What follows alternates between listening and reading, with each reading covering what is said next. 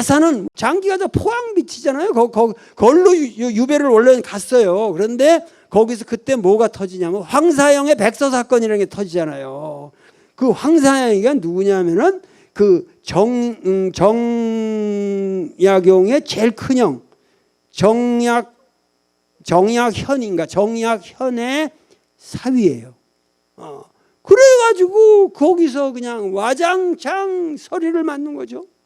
그래서 정약용이는 거기서 끝날 건데 다시 불려가가지고 이 강진으로 오게 되죠. 강진으로 와가지고 이제 왔는데 원래는 강진저 시내 조그만 지금 오두막다리 지금 복원해 놓은 데가 있잖아요. 가서 보시면은. 근데 이거 내려와서 보니까 이제 선비가 내려와서 살다 보니까는 뭐 동네에 좀 말벗 할 놈 없나? 그러니까는 동네 사람들이 지금 만덕사지? 그 당시 만덕사의 해장 스님이라는 분이 아주 대단한 학경이 있으신 분이다라는 소문을 들어요. 그래서 내가 왔는데 스님이 날 보러 내려오지도 않나? 다산이 어느 날 그럴 거 없지. 내가 만덕사 여기 와서 내가 죄수로 왔는데 그래도 만덕사로 올라가서 해장 스님을 뵙지. 그러고서 올라가요. 이 만덕사를 저기 아시잖아요. 만덕사 백년암으로 올라가는데 그 당시 이 암선사 해장 스님은 상당히 좀 특이한 인물이었는데 뭐냐면은 이 격식이 없는 사람이었어요. 격식이 없는 사람이기 때문에 뭐 가사도 걸치고 살지도 않고 뭐 하고 술도 있으면 그냥 먹고 이런데 굉장히 그 만덕사 주변에도 지금 가면 차나무가 있지만 차도가 굉장히 탁월했던 분이에요. 그래가지고 올라갔는데 이 암은 뭐냐면 이때는 이제 암이 아니었고 뭐 연판가 그런 호를 가지고 계셨는데 이 분이 이제 올라가서 저기라니까는 문을 열어 보니까는 뭐 어지럽게 방이 그냥 스님 같지도 않게 막 어지럽고 술병도 있고 뭐 해서 제가 잘못 왔습니다. 그러고서 다시 내려가는 거예요. 왜냐하면 이 사람은 죄인이었기 때문에 죄수로 왔잖아요. 그러니까는 함부로 사람을 찾아가서 만나고 그러면 그 사람한테 피해가 갈까봐 다시 내려와요. 이렇게 내려오니까는 그때 이 해장 선사가 정신이 번쩍 난 거지.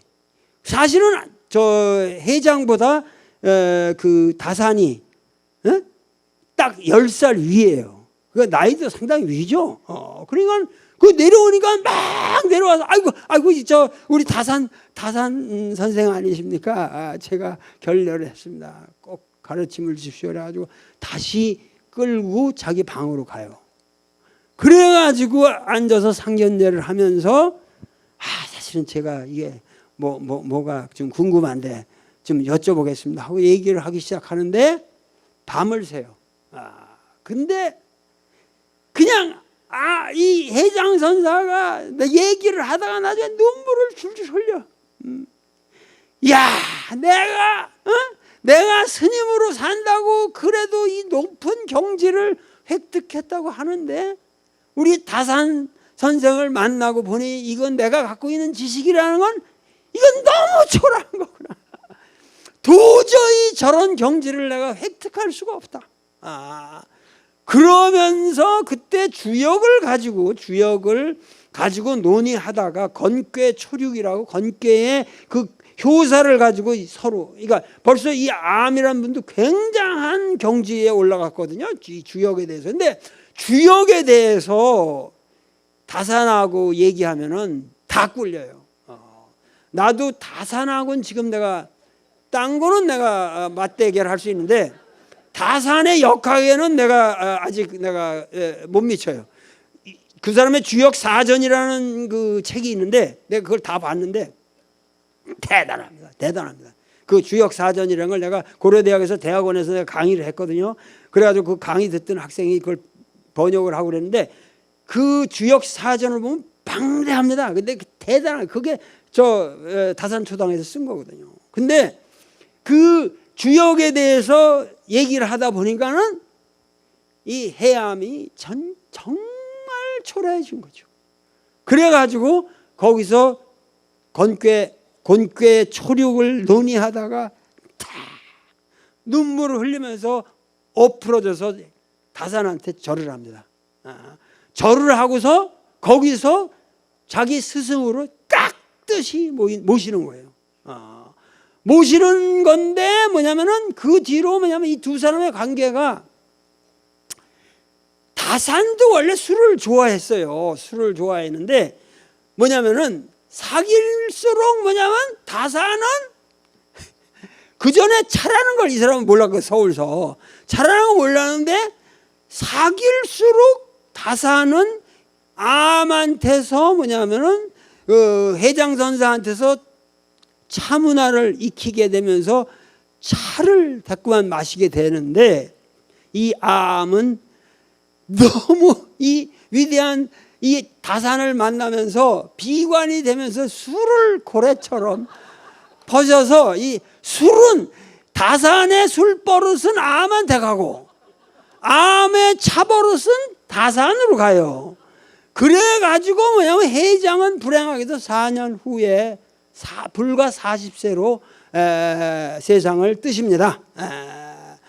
그러고 나서 그 다산은 거기서 이분은 곧 그렇게 해서 세상을 뜨는데 이 다산은 그 암한테서 차를 배운 덕분에 31년을 더 살아요.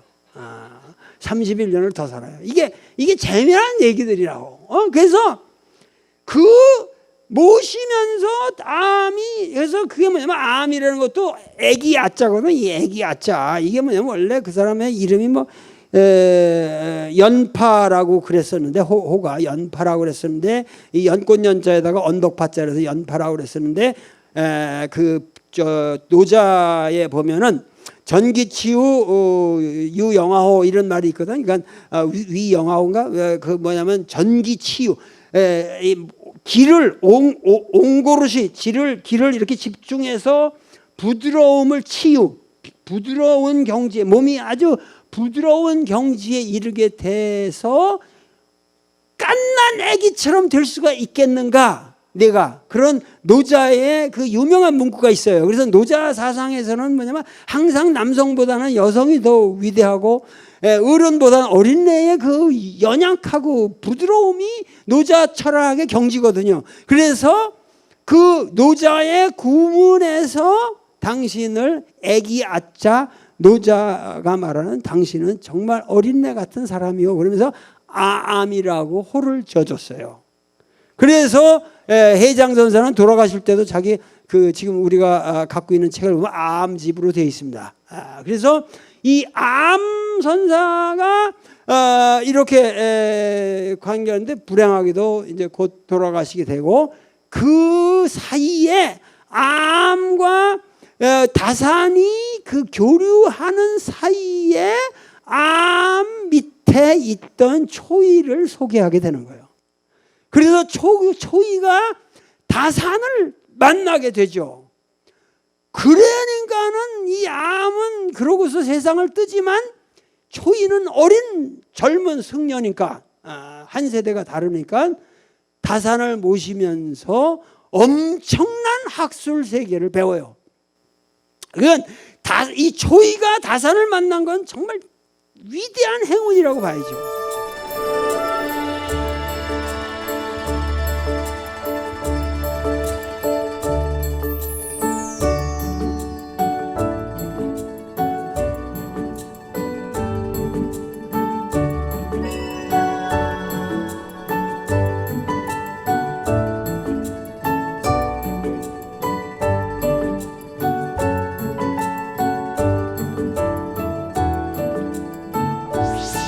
다산을 모시면서 엄청난 학술 세계를 배워요. 그러니까 이 초이가 다산을 만난 건 정말 위대한 행운이라고 봐야죠. 그래서 다산이 뭐냐면은 다산이 자기 아들들이나 자기 형제들을 소개해줘요. 너 서울 가면은 이런 우리 애들 만나봐라. 그래가지고 북한강에서 배를 띄우면서 그들하고 놀 때에 그때에 이미 이 추사 김정희를 만나게 되는 거예요. 그러니까 추사 김정희는 나중에 만나는 게 아니라 이 다산의 소개로 그렇게 해서 인연이 맺어지는 거예요. 사람이라는 게 그런 인연으로 해서 다산이 결국은 그 초이를 키우게 되는 거죠. 그래가지고 초이도 당대에 뭐 대단한 스님이었는데 이렇게 되다 보니까 그 초이의 경지는 날로 높아지고, 그래서 이 사람이 뭐냐면 39살 때 여기다가 일지암이라는 걸 짓는 거예요. 그 일지암이라는 것도 한일자에다가 가지지자예요. 가지자. 이게 뭐냐면 당나라 때 선성 유명한 사람인데 한산집이라는 게 있어요. 한산 스님인데 이 당나라 때 스님이 뭐냐면은 그 새 무슨 새는 그냥 한 가지에 그 나무 가지 한 가지에만 올라가서 살아도 편안하게 산다. 가지 한 가지에 그렇잖아. 새라는 게 한 가지에 앉아 있으면 거기서 편안함을 느끼잖아요. 그래서 일지암이라는 게 뭐냐면 한 가지에 얹혀서 살아도 편안하게 살 수 있는 그렇기 때문에 일지암을 보면 일체의 허세가 없고 아주 인간으로 살 수 있는 최소한도의 심미적 경지를 거기다가 구현한 겁니다. 그래서 소위 말해서 이 초이선사가 일지암을 소위 말해서 짓고 그 암자에서 살게 되는데, 자, 그 뒤로 나이가 점점 들어가고 그러다가 어떻게 사건이 벌어지냐? 추사 아버지가, 이 추사는 어디 사람이죠? 예산 사람이에요. 나는 천안에서 태어났는데 천안에서 이 예산으로 뻗치는 지금 옛날 장항성 기운이라는 게 충청도 사람은 여러분들이 굉장히 매갈이 없는 충청도 양반 그럼 뭐 이것도 아니고 저것도 아닌 사람이 사실 충청도 이 맥이 말이죠. 우리나라에 대가 센 사람들은 다 거기서 나왔어요. 김좌진 예산이죠. 김좌진이나 또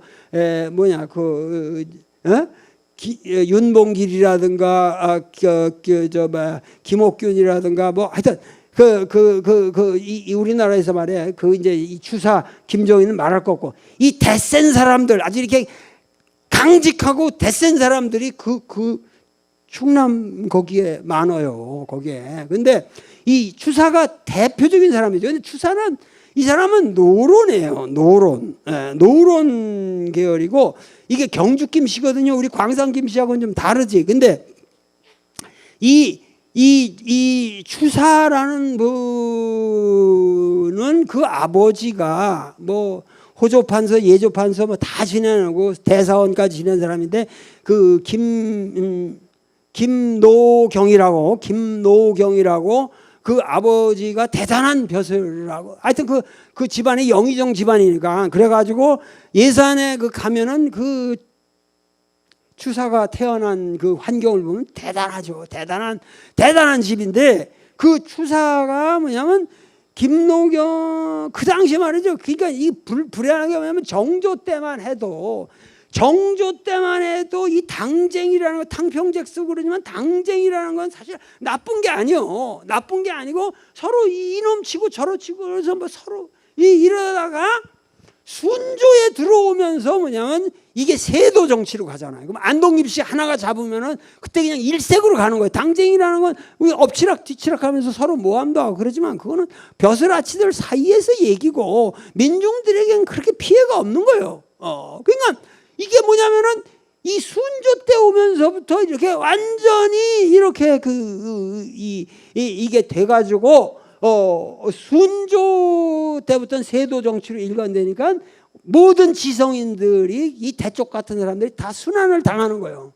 그래가지고 그 윤상도의 옥사라는 유명한 저기가 있었는데 그 윤상도가 뭐 누구를 갖다가 이놈의 참 극영무도한 놈이라고 이걸 썼는데 그 윤상도는 나중에 또 네가 누구를 모함을 했다.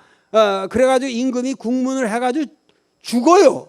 그래가지고 뭐냐면 그 과정에서 뭐냐면 윤상도의 그 상소문을 김노경이가 뒤에서 배후 조정을 했다.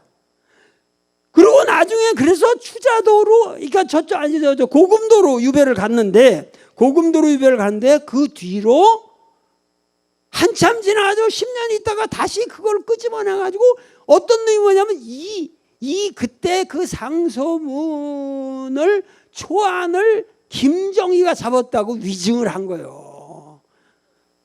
이거 김노경의 그 윤상도 옥사라는 거, 그거를 그때 그 상소문을 이 사람이 썼다. 추사가 난 금시초문 내가 그런 흉악한 그런 상소문을 내가 지가 쓰면 썼지 왜 윤상도가 쓰면 썼지, 내가 그걸 썼다는 게 말이 돼요.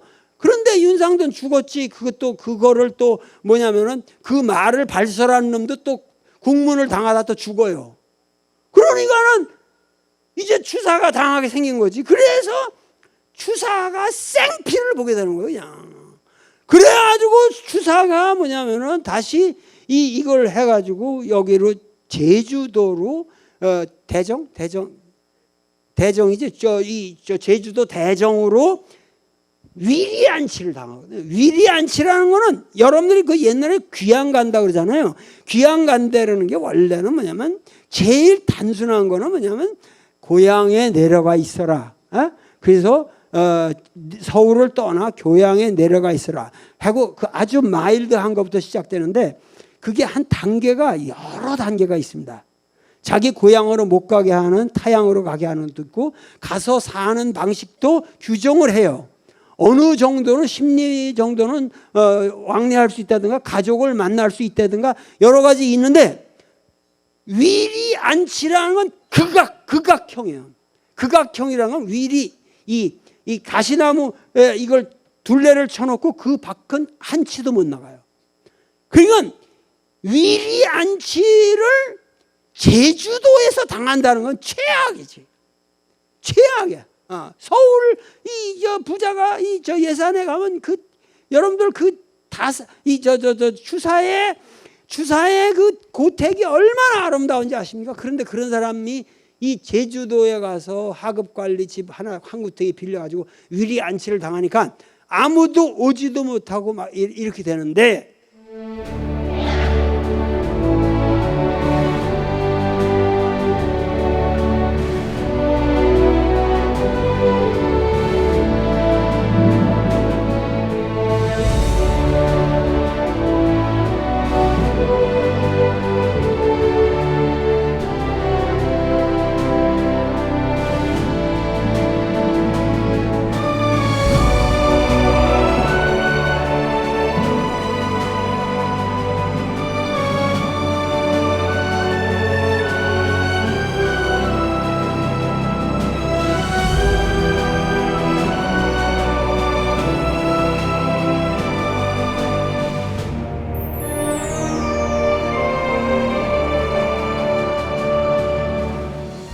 제주도에 가서 하급관리 집 하나 한 구택이 빌려가지고 위리안치를 당하니까 아무도 오지도 못하고 막 이렇게 되는데, 거기서 자그만치 그 아무 죄도 없이 거기서 9년을 살아요.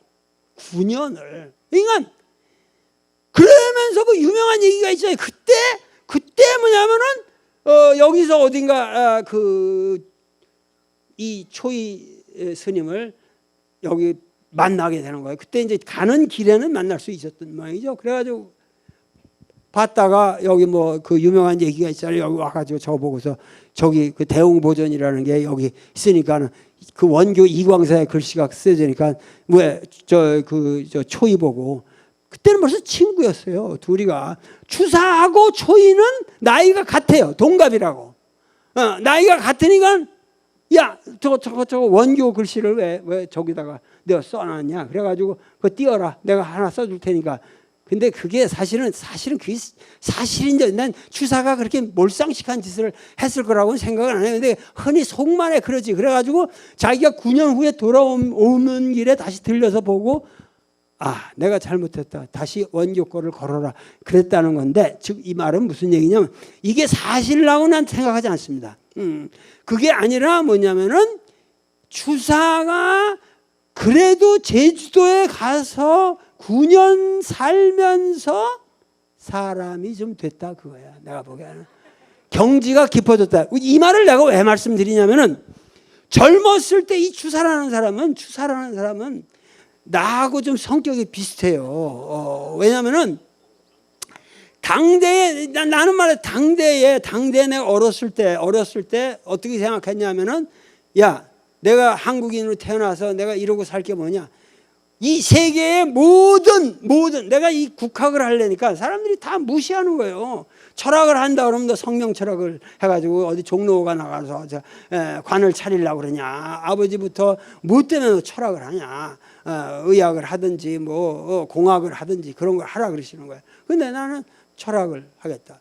동양 철학부터 시작을 해야겠어요. 동양 철학 하려니까 더군다나 더 너 자식아 점쟁이가 되려고 그러냐? 그래가지고 저기는 그래서 하도 내가 동양 철학한다 한문한다는 거에 핍박을 받아가지고 분이 안 풀려서 뭐냐면은 이 세계의 가장 좋은 대학은 내가 다 다니겠다. 그 권위를 가지고 와야지만 이놈들이 꼼짝 못하겠구나. 그런 생각을 한 거 싶대 내가. 이게 내가 이거 공부하고 싶은 건 한학인데 한학을 공부하면 구닥다리로 보니까 내가 내가 이 구닥다리 취급받지 않고 나는 오히려 이 전 세계 선두에 서는 동양 철학자라는 걸 보여줘야겠다 하려니까 동경대학, 대만대학, 하버드 대학을 그 당시 말이 그렇지 그 댕긴다는 그 입학 허가 얻는 게 쉬운 일이 아니요. 아주 목숨을 걸어야 되는 거거든. 그래가지고 내가 거기서 그 받아가지고 이렇게 돌아오는데 나는 추사가 나보다 한 경지가 낮은 게 있어. 뭐냐면은 나는 말이죠. 미국에서 하버드를 다 하고 다 오면서 뭐냐면 내가 얘기한 게 다시는 뭐냐면 내 후배들이 하버드를 가지 않아도 되는 우리나라의 위대한 학문을 내가 만들겠다. 그래서 뭐냐면은 나는 하버드를 나오는 순간부터 내가 외국에서 사람들이 나를 볼 적에 내가 외국 냄새가 납니까? 내가 안 난다고. 한복 입고 다니지 뭐하고 다니지 전부 고전만 저기 하지. 그러니까 이게 뭐냐면 나는 이 하버드를 나왔다는 것은 하버드를 완전히 극복하기 위해서 나온 것인데 이 추사는 말이죠. 당대에 뭐냐면 자기 아버지 김노경을 따라서 그 북경회를 가요. 20대에 이미 가가지고 당대의 완원이니 지금 완당이라는 호도 이 완당이라는 것도 완원이라고 당시 청나라 때 가장 십상경 주소를 낸 그 위대한 학자가 있습니다. 그 사람이 지어준 거거든요. 자기 이름이 완신데 그 완당이라고 지어준 거예요. 그리고 옹방강이라고 그 당시만 북경에 엄청난 저택이 있었는데 거기에 뭐냐면은 중국 역대의 최고의 수장가요. 이 서화, 이 명품들. 그러니까 옹방강이라는 사람은 추사가 24살 때인가 5살 때 이때에 옹방강이 83세인가 88세? 80 몇 살이었는데